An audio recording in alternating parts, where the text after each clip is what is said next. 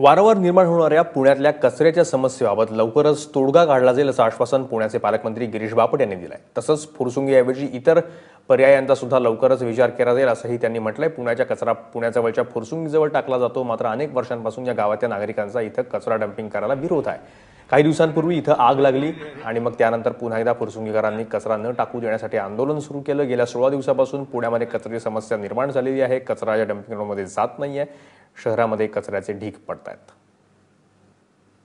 मी मागे पालकमंत्री झाल्या मोठ्या प्रमाणावर कृषी खात्याकडनं ओला कचरा हा शेतकऱ्यांना देण्याचा प्रयोग केला, त्याच्यामुळे अजून जरापैकी बरं आहे। पण आता ह्याच्यामध्ये त्यांच्याशी बोलावं लागेल, कारण नवीन पर्याय आणि नवीन जागा मिळणं कोर्ट कचेऱ्या आता पूर्ण फुरसुंगीच्या ह्याच्यात कोर्टाकडनं आणि ट्रिब्युनलकडनं निकाल आलेले आहेत। आज रात्री मी महापौर जाणार आहेत, त्यांच्याशी बोलतो।